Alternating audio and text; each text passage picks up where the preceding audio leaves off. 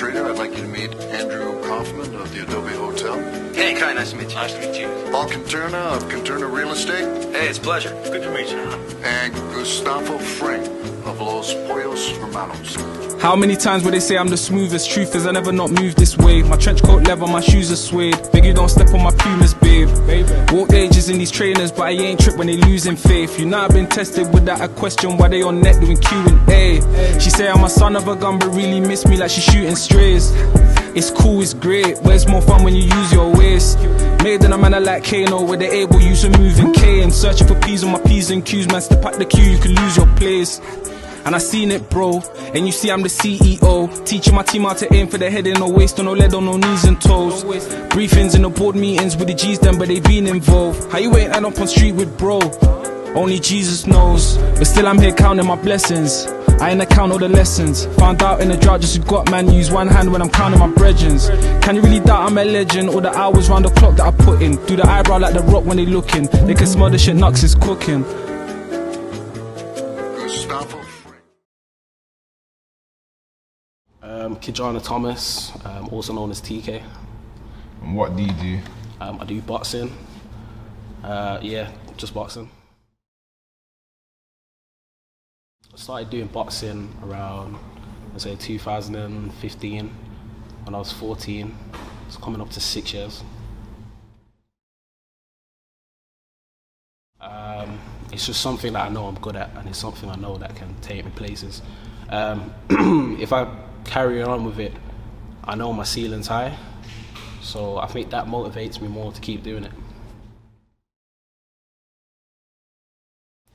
It was just something, again, I was just really good at, and I got a lot of compliments by my coaches, my peers, saying like I'm very talented at it. Like when I first started, I was talented, and I should carry on, so I just carried on from there, and I've been doing it for like 6 years now.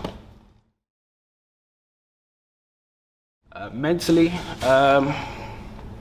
it's just a release, man. It makes me feel good, just makes me relax. Sometimes when we're having a bad day, I come down to the gym and I leave out and I feel good. I think the people around me in the gym as well, like my sparring mate, not my sparring mate, my sparring partners. Yeah, man, they just make me feel good, just make me release all that tension and just help me relax, man. It makes me feel, you know. What about physically? Physically, I think physically played a huge part, because when I first started, I was just skinny, innit? And like them ones where literally come here and I don't see the growth, but other people see it, and everyone's like, oh, you're a hench, and it makes you feel good, innit? Like people noticing your physical appearance. So yeah, I've competed. What stats? 11 fights, 7 wins, 4 losses, 1 stoppage. A lot of people would say they feel nervous or whatnot, but for me, I don't know if I'm different from everyone else, but when I go in, I just don't feel nothing. I just go in, do what I'm told from my coaches, get the win and leave out. Like, there's no much emotions going on when I'm in the ring, to be fair. The losses are more important than the wins, because said when I win, like that ego builds you up in it, like no one can tell you nothing and you don't know where you could have improved on. But the losses, you can literally see what you've done wrong. If you go back home and watch the fight, you can say, oh, my stamina was missing there, so you know next time to work on your stamina for the next fight. As I said, bro, stamina. If you're not running, there's no point doing it, because like you can be good in the first round, and then the second two, the last 2 rounds,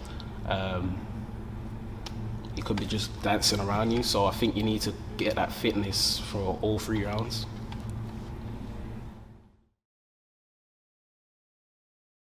Nah, not really, never been scared. It depends on the person.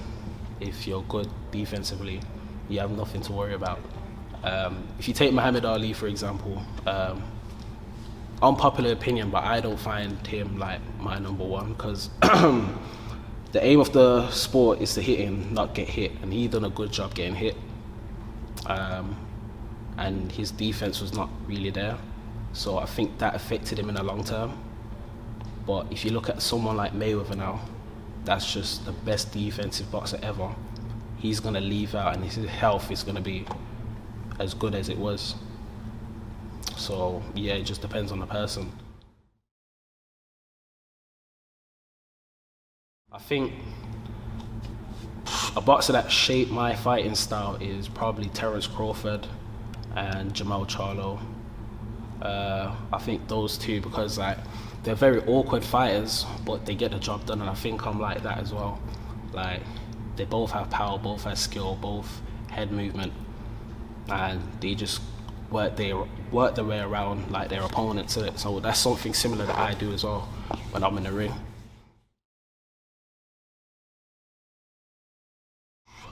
That was a struggle for me, man, because like obviously before lockdown, like coming into the gym every day, training, fit, and then lockdown happened, and then I heard like we're not getting no more fights until like the situation changes. So I was kind of demotivated, so I wasn't really training. I went from 69 kilos to 90 kilos, but now I'm just trying to get it back down so I can fight again. But yeah, it's been really hard for me, man. But there's some people out there that persevered through that. So unfortunately, I wasn't one of them people. So I was literally at home inside doing nothing. And I think that impacted me in a massive way now, because now I'm trying to lose my weight. And it's hard for me to lose my weight, but I'm still trying to lose it anyway. My thought process is just get the job done, man. Like, obviously, at the end of the day, it's a sport, innit? Win or lose, it's a sport. So, but because I'm so competitive, I just don't like losing. Yeah. So I go in there and say, you know what, I'm gonna try my best. So if a person's better than me in the ring and I know it, then fair enough. But I'm just gonna try with all my heart out, try to win, because I just don't like losing. So that's one thing I take with me when I'm going in the ring. Self-defense in the real world. It's a bad and a good thing. It can work either ways, because if it's like a situation where it's just one-on-one with a person and you're not left between, but you have no other choice than to defend yourself, then I think you can carry what you've learned in boxing into the real world. But for example, what's going on with knife crime, I don't really think it can help you like that. But you can try to defend yourself as well as you can, and that's the problem that's going on. Like knife crime, I think everyone should just started like scrapping, like how there was back in the day. I think a lot of issues will be resolved if we just started scrapping as well. So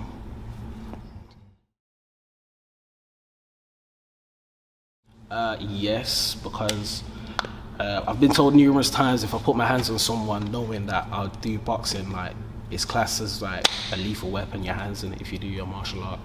And if something happens to that person, then you're just on the deep end, bro. So I just try to refrain from like fighting on the outside and leave it in the ring. How hard has it been to, like, What do you mean? when you're in a situation, yeah, and someone's really getting to you? I mean, I really haven't had a lot of situations where someone has really got to the point where I want to punch them, but like, if that was the case, like with me, I'm a talker first before anything in it. So I try to refrain from using violence on the outside world, because I know it can get me into a lot of trouble. So as I said, I just stick to fighting in the ring. Music, big music fan. Some of your favourite artists? Ty the Creator, that's first. Denzel Curry, Michael Jackson, Kendrick. Yeah, I think those four are like the main. Obviously there's many more, but I think those four is like the four artists that I listen to on a like daily. Oh snap. When you had fights, name some of your ring musics and that. I don't really have ring music, you know, but if like say hopefully when I make my professional career going, it would definitely have to be a flip here and Denzel Curry song, bro. I'll be real. Cause like every time I listen to Denzel, bro, it's like I switch, like my mood switches like that, bro. Plan for the future, I'm currently in uni doing sport coaching. Hopefully I can carry that on. But like as I said, my plan A is just boxing. Like that's my plan A, but I know for a fact like my plan B is secured as well, because if that doesn't go through, then I have my education to back me up as well.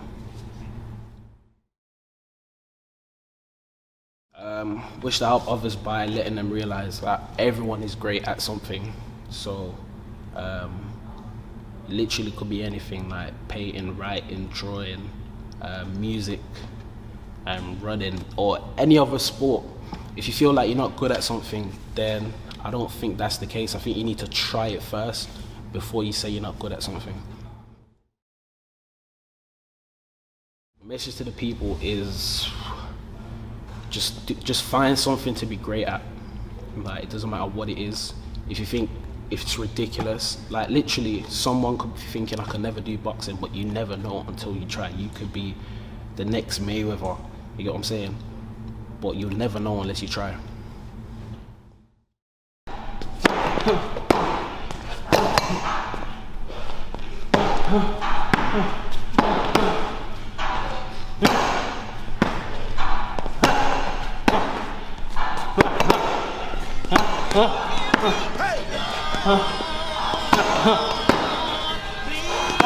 Oh shit.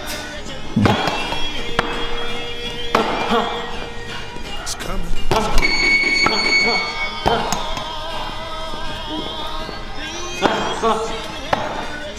Ladies and gentlemen, this time around, the revolution will not be televised.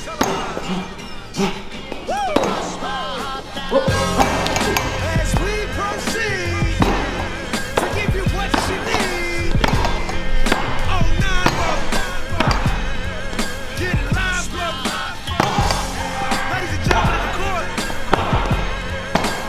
In the hill against the state hip-hop versus Taylor Trump, I present Exhibit C. When I was sleeping on the train, sleeping on Mesero Lab out in the rain, without even a single slice of pizza to my name. Too proud to beg for change, mastering the pain. When New York niggas was calling Southern rappers lame, but then Jack and I slang. I used to get dizzy spells, hear a little ring, the voice of an angel telling me my name, telling me that one day I'ma be a great man, transforming with the Megatron dawn, spitting out flames, eating whack rappers alive, shitting out chains.